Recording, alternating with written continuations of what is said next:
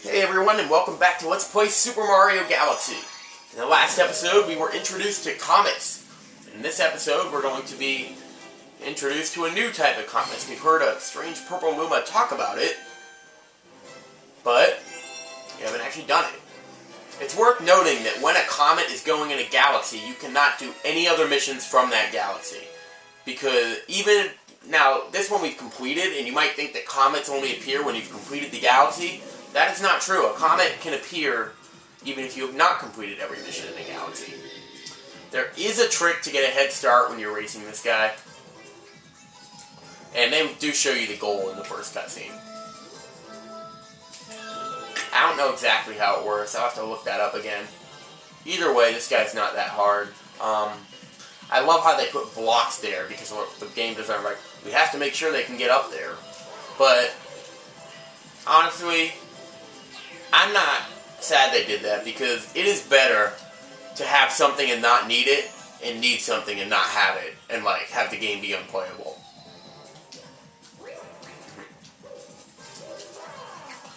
And Mario games are kind of designed so that anyone can play it, and, you know, the skill can truly show off. And I'm not saying I'm that skilled. My first time playing this game, there were some missions that I don't think are very hard now, but... and that's what kind of makes it sad that I'm in so much trouble with some of them. Like, there's another type of comet later on that I would have told you was the hardest. Because we haven't seen all there is to the comets yet. Speaking of comets, I have to say something. Okay, so I have this friend that's going to college, and she's going to study cosmetology. And whenever she says that, like, I know what cosmetology is, but it sounds like the study of space. Because it sounds like two words, not one, but two words that have to do with space. It sounds like comet and cosmic. So, obviously, doing the cosmic comet makes me think of that. But, I mean, that just confuses me. So, like, cosmetology, I imagine, like, studying comets and cosmic comets. Yes, I'm a cosmetologist. Actually, I'm not a cosmetologist because I don't know how to get the head start. Okay, let's go to the new galaxy we unlocked. That would be this one. Okay, I lied to you. I think this might even be the only instance that it does this, although I actually don't think it is. I just didn't really remember that a couple of them take more stars than the Bowser level.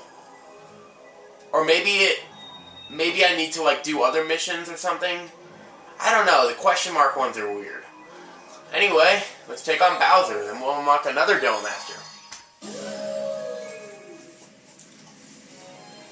So the domes will alternate between fighting Bowser Jr., or you don't fight Bowser Jr. directly, but you fight some kind of robot that his daddy gave him.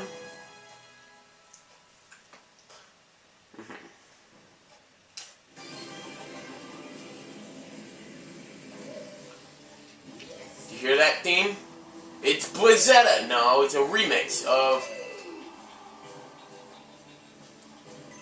well, the Super Mario 64 levels in Mario. And I guess that you could say that I like that Mario 64 kind of had the same thing about being linear and non-linear, but 64 had, like, too much of, like, you know, the search. I mean, not too much. Actually, no, 64 had a good balance, too. And that can happen.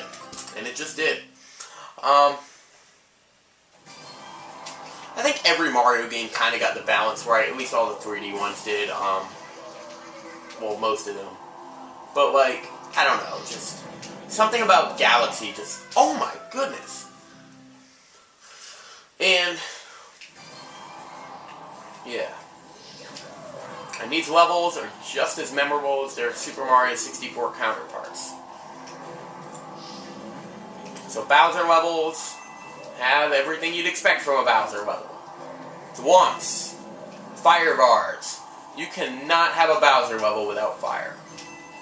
Even if it's not a sea of lava, it has to be something that shoots lava, or something that creates a bar of lava.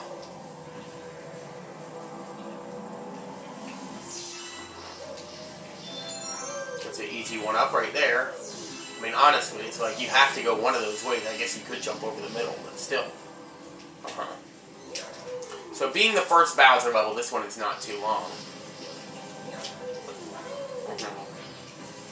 Now those things they come from Super Mario Bros. 3. One of my favorite things to do in Super Mario Bros. 3 was to like stand up right next to them. Not right next to them, but in a place where the lava could get really close to you. And it would almost look like it was touching your nose. Or Mario's nose, but it didn't actually. So as you can see, we're already at Bowser. But just because you're at Bowser doesn't mean you're done with the level yet. Bowser will try to do everything in his power to make sure you don't get there. So now we gotta get moving. There's a life room there that you could probably, you're not gonna probably have too much trouble. So now you see some of the energy that Bowser stole. Wahahaha! You finally made it. Just in time for me to stomp you into space bits. Oh my god, it's the final battle! No, if you played Super Mario 64, then you know how this works. Bowser's just here to stall you while his master plan gets more complete. I still can't believe that Girahim actually acknowledged that, you know, you weren't too late. And that maybe... Yeah, so I didn't really explain what to do because I've done this so many times, it's like all instinct to me. I should be explaining what to do. Okay, you have to dodge Bowser's attacks. If Bowser hits you with his attacks, then he'll get you in an endless cycle of this. But once you dodge his attacks, then he'll make these really high jumps. And what you have to do is get him to stomp on one of these blue crystal things. And he'll break it and burn himself. And then you spin attack. Now this time it's going to get a little bit harder, and I'll admit I actually had trouble with this. Not really this, but his next phase. It's much like King Caliente, where each hit gets progressively harder. That's kind of a thing in this game, how if a boss doesn't take that many hits, each hit will get, you know, progressively harder. They won't just make all three the same thing. But like, even like, they won't even like make the second and third the same. And even though this one looks the same, you'll see that it's actually different. Now, once he breaks through, you can get hurt by that lava, so I would advise you to stay away from it. Yes, now he goes really fast, and you want to spin earlier than you think you have to. You won't actually get hurt by Bowser when he does it, but if he goes around too many times, then and you don't hit him, he'll get back up. I believe if you hit him, like one time, it'll reset the cycle. Oh, now, here we go. Foolish Mario, my plan is too far along now. You think you can stop me? Wahaha.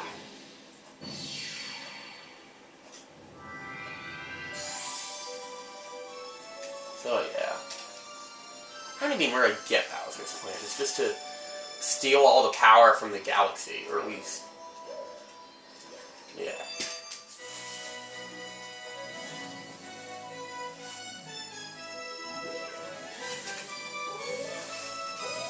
At least it's more than just wanting Peach.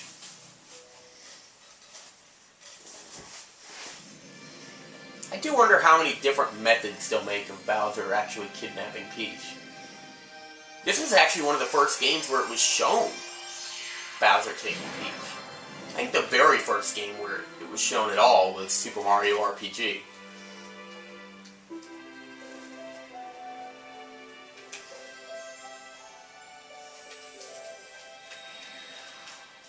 And then I think this was actually the first main series game. No, actually it wasn't. Super Mario Sunshine kind of did. Although you just kind of got there when it was too late. And it wasn't even Bowser, it was Shadow Mario. So we unlocked the kitchen. Now I like the terrace and the fountain. But the kitchen is where the galaxies start getting really fun. It's where I started really liking that game. I went from, okay, this game is pretty cool, to, oh my god, this game is amazing. The kitchen, and then everything that comes after. Oh god, it's so awesome. Like, I even said this, and like, I made a top 10 list. This is another top 10 list that never saw the light of day. Although, maybe it will. Although, the reason I don't think it will, because it was a top 10 list of my top 10 favorite Wii games. And at this point, number 1 is really obvious. Because I pretty much just, you know, revealed the big Twilight Princess versus Mario Galaxy thing. And when I had this at number 1, I said, this game made me go from, gee, I sure like the Wii, to, oh my god, the Wii's amazing. Yes, the Wii can make you, I went from going, hey, the Wii can make it so that when I swing the Wii remote like a football throwing motion, then Tom Brady will actually throw the football. And this made me go, oh my god. Because I kind of told you, like, it's been a while since I played a Mario adventure game, and, like, with Mario and baseball and stuff, I, like, kind of knew what to expect. This game, I went into it not knowing what to expect at all. Like, I hadn't looked any of this stuff up, and that's what I love about games. Like, I love games where I don't know what to expect at all. Like, I mean, Pokemon X and Y, I'm just not going to be able to play it the way I like to play it if I don't know every single Pokemon and what type it is, or at least have a good idea of it. I won't look up, like, all the gyms and towns and stuff, but...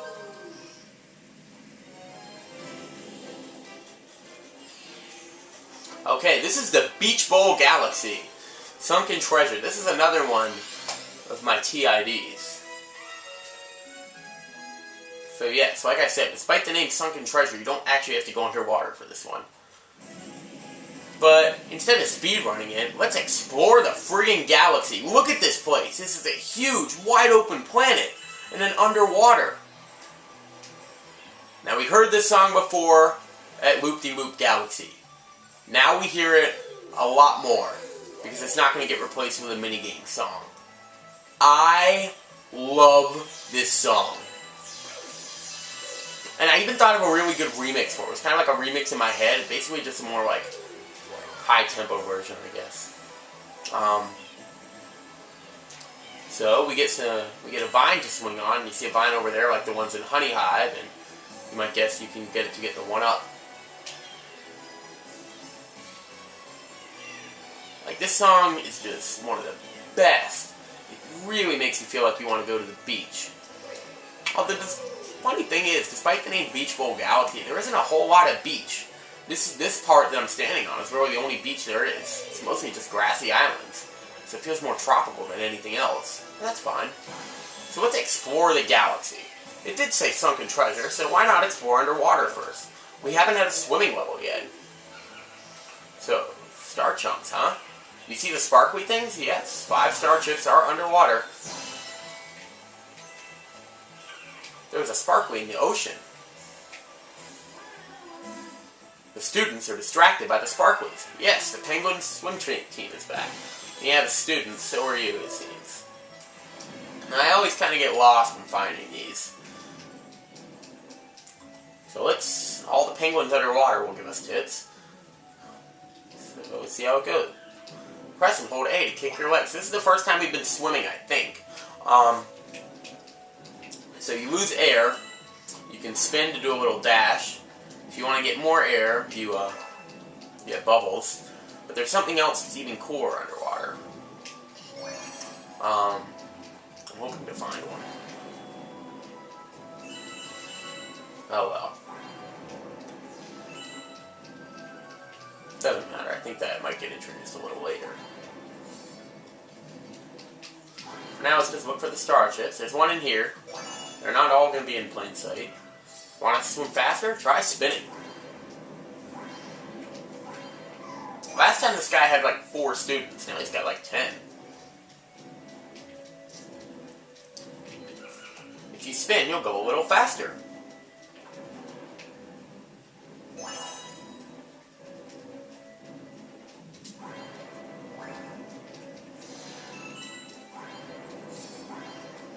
So you get places like these that constantly spit out bubbles. And then, oh yes. There is an eel here too, but he's not going to come out like he does in Super Mario 64. I don't know if you can kill this guy. I think there is a way. But who knows? I love it under here. Just the rock formation is so cool. I would still scuba dive under here if I knew how to scuba dive. I have snorkel, but not scuba dive. So let's explore more on land. Because we're going to be going up there. The mission is going to take us up there. Didn't the launch star appear underwater? I think it did. So we'll go back. Yeah, it's right in the middle. So there's not much over here. There's a little island over there, but as I can remember, there's nothing here right now. There's nothing over there. So let's go up to the cliff tops. That would be the other thing I'd want to do besides go to the ocean if I was at the beach. Climb the cliffs. I don't like just standing in the sand. I either like going in the water or exploring. So, behind here, if you want to grab something up here, spin after you jump. I prefer the backflip, but that works. So now we have the underwater theme from the original Super Mario Bros. Fits. I always imagined the song as the title theme for Super Mario Bros. 3, and this led to a really embarrassing mistake. Okay, so you know how in Luigi's Mansion, oh shoot, I'm about to die here, really? Yeah, now the urchins are actually in the sea, and they move around, although that's a totally different species, so it's not comparable. Man, talk about a fish out of, or fish in, what? Whatever. Okay, so Melody asked me, well, the first thing she did was she played a song and asked what it was from, and I couldn't hear the music. I had my sound down. I was talking to BRB224 at the time, and I couldn't hear her. I took a wild guess. I was wrong. Okay, that's not embarrassing at all. Oh, shoot. I forgot that was time. Well, now might as well be as good a time as ever to show you the shortcut, because I don't really see a point not to using this, because you saw how you're supposed to get out there. Now, you can't wall kick up there. You can't do a wall kick off certain surfaces, but if you do this just right, you'll be able to, like, kind of run up the grass in a way. It'll make more sense once you see it. Oh, okay. Sometimes you just do that. That'll create a wall kick thing. It is time. I just kind of want to see what's up here. Oh, no, no, no, no, no, no! No! Oh, my God. Wow. That is actually important for later, but for now, well, I guess now is also as good a time as ever for me to show you the shortcut in case you didn't watch my TID video. I know I'm taking, like so much time, but I don't know. It's like, I love this game. I want to take time with it. I don't want to speed through it. I already did that. And I already said this, too. Triple jumping off of this tree is the only way to get up there, and that's not easy. I probably could have done it there, but... There we go. We did it.